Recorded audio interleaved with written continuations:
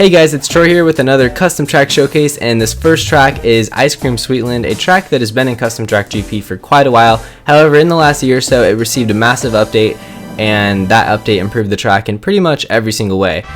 Visually, it is 10 times better, and even though the minimap looks practically the same, I'd say it's better to race on as well. So before we get started on that, give this video a thumbs up if you want to see more custom track showcase every Friday. It's a great way to show your support for the series, and I really appreciate it. So I would like to also mention that I'm using Pac-Man in this video because Pac-Man has been featured in a movie that recently came out, and it's called Pixels, but apparently the movie wasn't very good based on the reviews it got. But I thought it would be very fitting to use Pac-Man because, you know, video game characters don't often feature in movies, so when it does, it's pretty entertaining. And this model of Pac-Man isn't actually animated, it's completely still, meaning if you do tricks with him, you can't really even tell that he doesn't even move, because it was the only Pac-Man that there was a download link for on the wiki. But like I said, wanted to use him because it was just too fitting.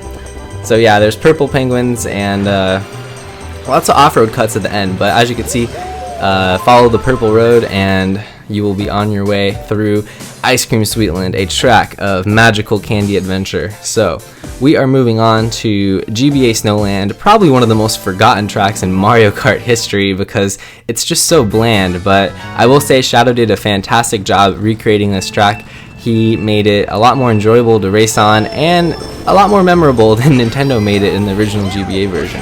But yeah guys, real quick, I'd like to inform you that I had some super bad luck this week. My computer broke, and that's why there's been an absence of videos in the last few days.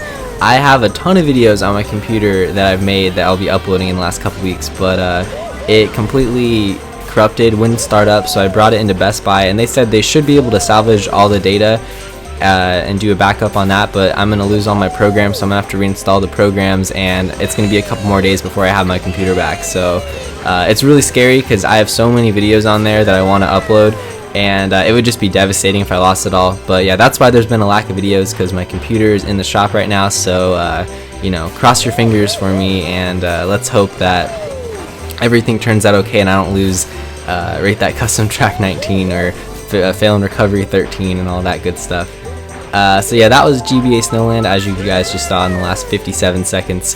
Fantastic looking track. And one last thing I want to show, I showed the shortcuts off where you can pick to do the shortcut on the light blue path or go for an item box. There's also this route over here. I don't really know if this route has much use. There are item boxes here, but it's definitely slower, even though there's a giant ramp, because you go way out of your way for the route. But yeah, that was GBA Snow Land. And this next track is Disco Fever. You guys have probably seen this one before, just a little bit because I featured it in a couple Custom Track Worldwide videos. It is a absolutely insane looking track. There is so much visual detail. You could just, you know, explore the track and see lots of very cool additions that you could tell there's quite a bit of time put into it. And overall, I definitely say that enhances the racing experience on it as well. The Koopa Troopas that are dancing always crack me up, and all the music notes act as thwomps where they go up and down and can squish you.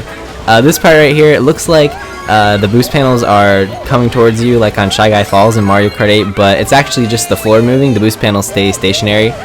Right here you have a few different options. You can go for these little jump pads that bring you up to this upper section, or you can go straight, and going to this upper section is way faster. And however, I do think the lower section is cooler looking, and I'll show that off after I finish the lap. Then we have this downhill area where you go off this little ramp, and that makes you skip the big ramp. If you do it just right, I think maybe only on 100cc, but you can get the item box as well. And be careful of those music note thwomps as you come across the last turn, and that ends the lap. Now, before we end this track, as you can see, if you go straight right here, you cannot hit the Koopas. They cannot be destroyed by their own shells, but there's a Toadette, which is really awesome, and the Toadette leads you to this route, and this route would be faster, I think, but there's this annoying bounce pad that you have to go off of, and you lose a lot of time because you have to hit that ramp. And also, as you can see in the last route, I went right at this part. Now I'm going to go left, and if you go left, it's a little easier to navigate in my opinion, but even though it's easier to navigate, it's a little bit slower, so it's kind of a trade-off, which is good. So that was Disco Fever, and overall the track doesn't really have any intended shortcuts, but it's still a fun track to race on. And that brings us to Desert Castle Raceway, which this track has some bad camera angles right here. Like this right here isn't showing the track justice at all, because right now you're probably looking at the track and you're like, what is going on? Like I just see a bunch of walls everywhere. But yeah, we start inside this like waterfall cavern area, and we are gonna make our way across a Desert Castle Raceway. The name is very fitting.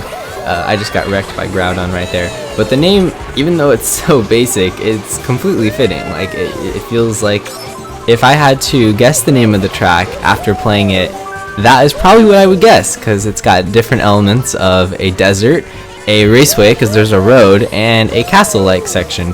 Anyway, we're gonna talk about this now. So watch the snipe.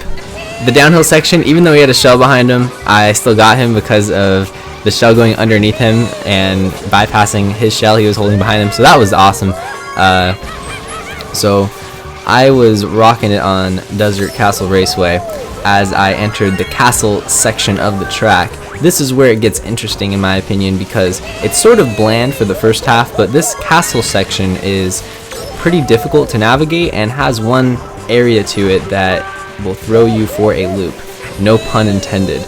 So we are making our way across the section here, and if you see on the left there's a little shortcut, but if you don't have a mushroom you're gonna have to go through that loop, and you can actually ride that wall on the side to help yourself from, you know, hitting it and coming to a complete stop. Now it's really interesting because there's waterfalls everywhere, and some of those waterfalls are so high up that you can't even tell where they're coming from. It's pretty crazy. So we are pretty much done with the castle section, and I'd like to point out these awesome characters on the sides. We have Funky Kong and we have Donkey Kong, and there's other ones too on the left, but like there's other models, like there's Wario, but when you look inside the little area there's no Wario, so I don't know if you forgot to add them in or what, but there's the banner that says Wario, and then when you look inside there's no character. So here's the waterfalls that are so high up that you can't even tell where they're coming from, and I think he did that on purpose, the creator, to add a little bit of mystery to his track. And one last thing to point out, he's got Wario over here, and Luigi, Mario, Daisy, Peach, and I didn't see that last one.